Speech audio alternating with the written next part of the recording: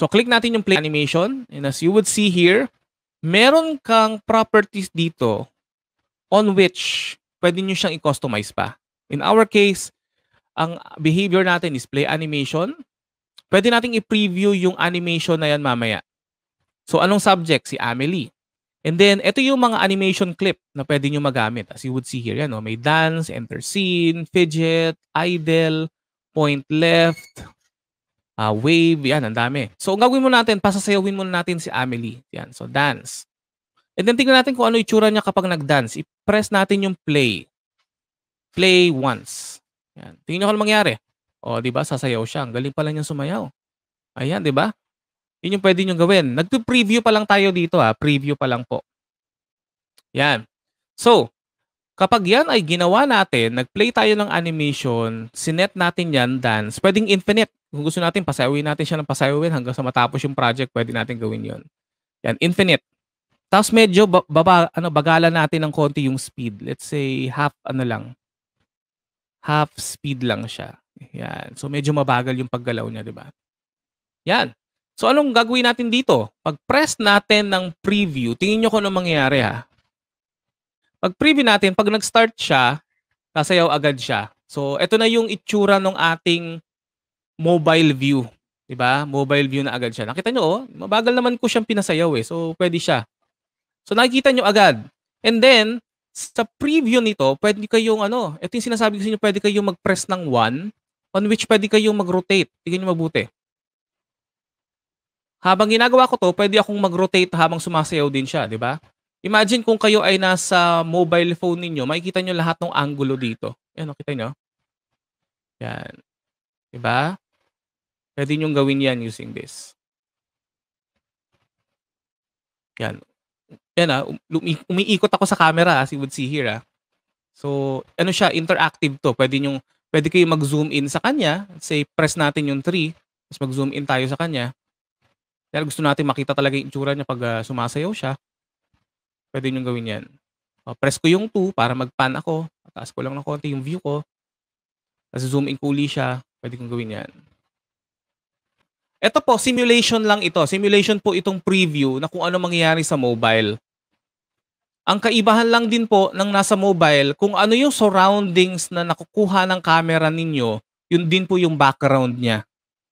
Okay? At itong project na itong ginagawa natin ngayon, this will be also available on your mobile device. Mamaya makikita nyo. Pag na-save ko na ito. Pag na-save ko na to, automatic siyang pupunta sa aking cloud storage. At pag siya ay pinuntahan ko at inopen ko sa aking iPad, makikita nyo na magagamit ko pa rin ito on the mobile version. Okay? Yan. So, ito muna yung pag-aaralan natin. As you would see, ganyang kadali yung pwede nyo magawa dito. At marami pa kayong pwedeng gawin. So, nakita nyo kanina, kapag nag-start ako, pwede ko pang baguhin to. For example, ito. Pwedeng baguhin ko to. Ibahin ko yung condition. Let's say, gawin ko siya tap. Dapat pindutin ko muna siya. Diba? Kailangan i-tap ko muna siya. So, as you would see here, pag nag-press ako ng preview, tingnan mo, naghihintay siya. meron siyang animation parang pag naghihintay siya. So once na i-tap ko siya, tingnan niyo kung ano mangyayari. Doon siya sasayaw. Nakita niyo kung gaano kaganda? So, i-preview natin 'to uli. Tingnan niyo, hindi siya sasayaw, pero naghihintay siya, 'di ba? Naghihintay siya.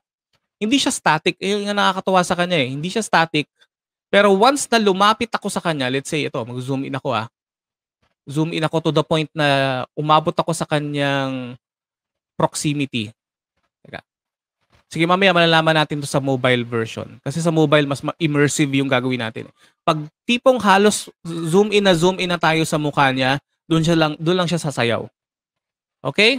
Yan. And then, kung meron kayong kung gusto niyo maghanap ng mga models nito, marami pong models nito sa loob ng isang website. Ang tawag sa kanya is Mixamo. Okay, mixamo.com. Ito po ay pag-aari din ng Adobe on which pwede kayo mag-download ng mga models na meron din mga animations. Okay? Yan. So, gagawin ko, pwede ko siyang i-save.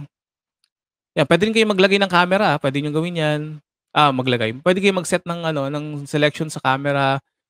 At yung mga basic pa lang niya, basic pa lang yung kaya niyang gawin ngayon, eh. And then puwede tayong mag-import. So, click natin 'tong import. Dun sa mga nagtatanong kanina, ano bang puwede mga import diyan? So, tignan natin ano ba mga choices natin ngayon as of this build. As of this build, eto yung kaya niyang i-ano, i-import. Yan, nakita niyo, oh, marami pala siya. GLTF, Collada, OBJ, STL, 3DS. So, kung kayo po ay gumagamit ng 3ds Max, pwede siya. Pwedeng PLY, hindi ko alam yung PLY. FBX, para sa Maya din, meron din yan. Image files, PSD, SVG, PNG, yan lahat, and the list goes on. Ito yung lahat ng pwede nyong i-import sa loob ng Adobe Aero. Okay? So kanina may mga nagtatanong yan, ano bang kailangan? Yan. OBJ, pwede kayong maglagay. So kung galing kayo sa SketchUp, i-export nyo siya as OBJ, pwede. STL, may STL ba dito? Ayan, 3D files. Okay? So ito yung import ninyo. And then yung export, ito yung pwede nyong i-export. File, export. Ito yung mga choices ninyo. Doon po muna sa ating mga given choices pa lang po. Pwede kayo mag-create ng sarili nyong character, kaso import nyo siya as OBJ file. Okay? So ito po yung lahat ng file format kapag gusto nyo mag-export.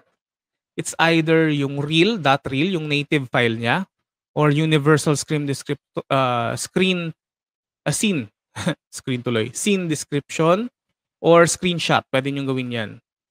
So, if you want to share this, pwede nyo i-share. So, pag-usapan natin kung paano siya i-share. File, share. O, paano natin i-share to? Pwede kayo mag-create ng link. Ayan, mag-create ako ng link, ha. Tapos i-share ko sa inyong lahat to, sa mga nanonood dyan.